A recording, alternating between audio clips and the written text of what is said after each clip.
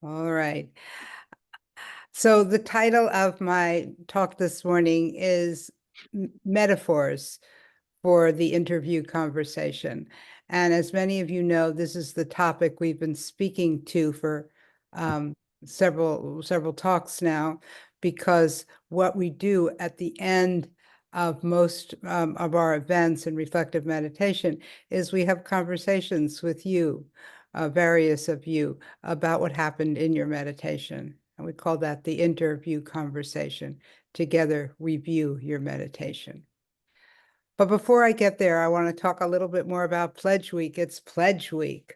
Gosh, we hear that so often when we turn on listener-sponsored media.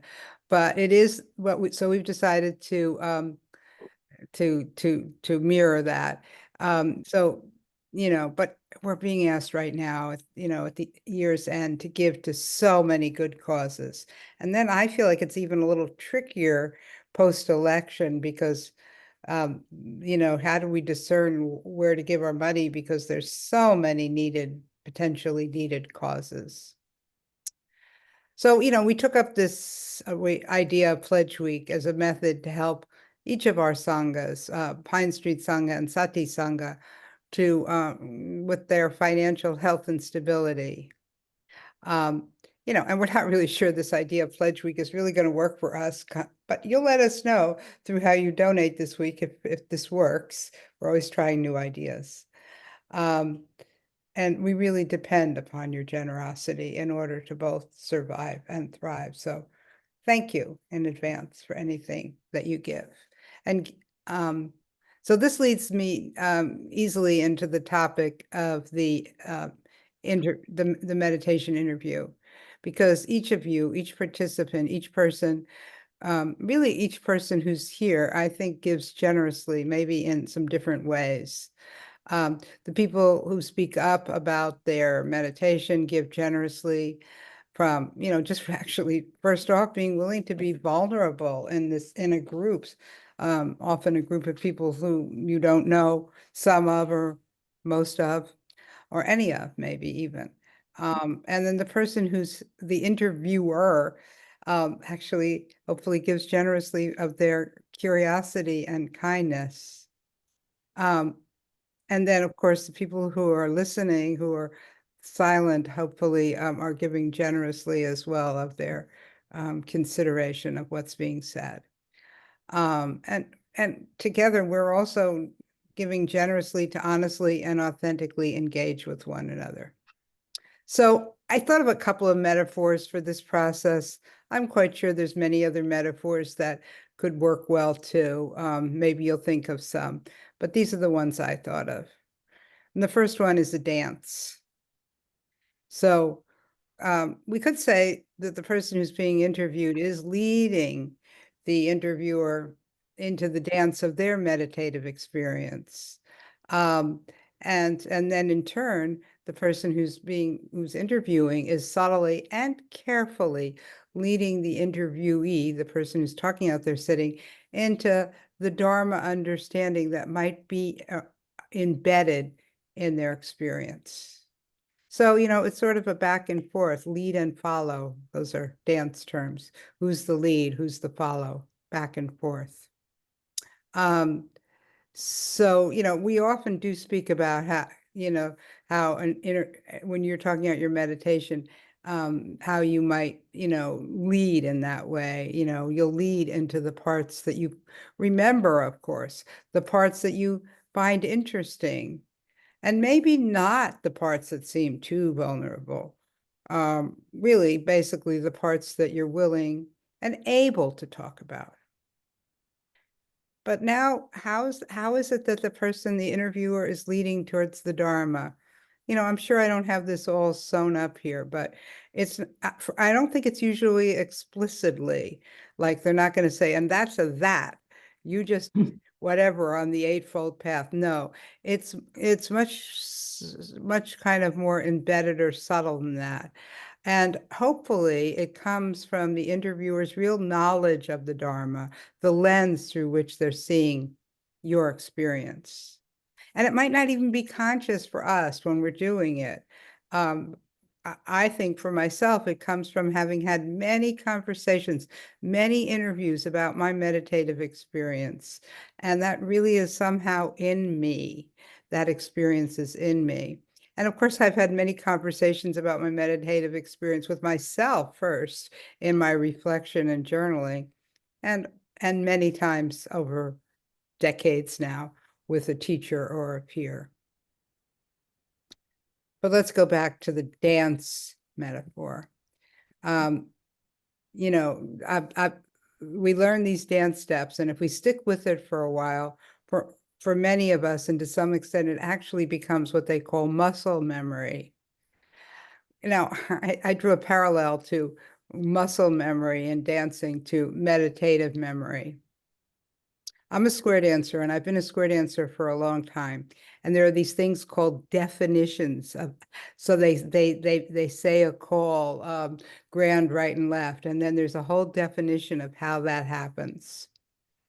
And as it gets more, you get farther into this, it's sometimes a different definition depending on where you are in the 8 positions. So, you know, I said I've been square dancing for a long time, and I didn't learn the definitions at the beginning. It's not how I learned. It's not how I was taught, and I don't have that kind of mind. But now I dance at a more advanced level. So I need to know the definitions, and I'm trying to learn them. At this point, muscle memory is good, but it's not adequate. So I picked up some parallels between this and the interview. We might need some lists, definitions, Dharma concepts to reference back to when we're interviewing. So like we don't get lost or start doing something other than, you know, really interviewing with Dharma at the back of our minds. It's part of why I wrote the glossary of meditative terms, sort of another reference to go to, a little quirkier than the lists, I might add. And they're on the Pine Street and the Reflective Council websites, and probably others as well, others of our websites. Now, another great reference, and I encourage you if you haven't found this yet, is for knowing the Buddhist teachings embedded in the reflective meditation approach, is an article Winton Higgins wrote, a colleague of ours in Australia, called The Dharmic Foundations of the Reflective Meditation Approach. So these all give us a framework of the teachings that we're really sort of basing everything upon. And I need this framework. I think we all do, or this process in the conversation, in the interview, really could really turn into something else. Like maybe it might be turn into a mini support group.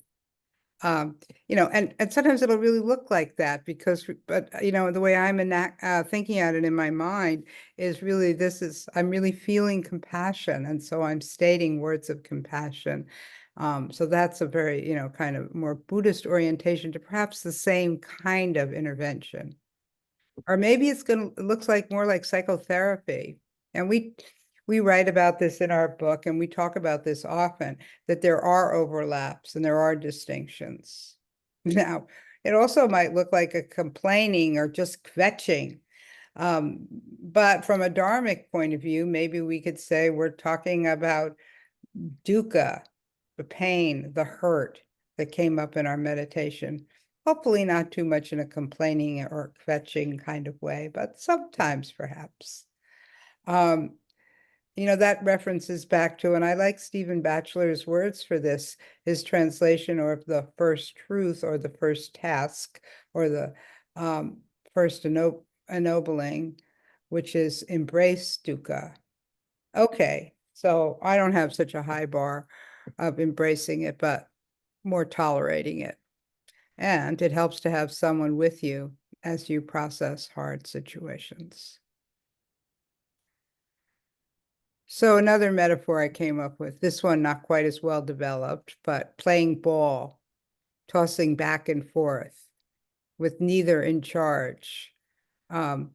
So maybe, again, I'm playing with this, a description that we start this process with you describing your meditative experience. Maybe that puts us on the playing field. then, the interviewer will likely toss out a question, and the meditator often responds in a different way than at least I had anticipated. So you respond to that ball that was thrown, and you toss it, and how you toss it back really determines how the ball was tossed to you. If it was a little to the left or to the right or dead center.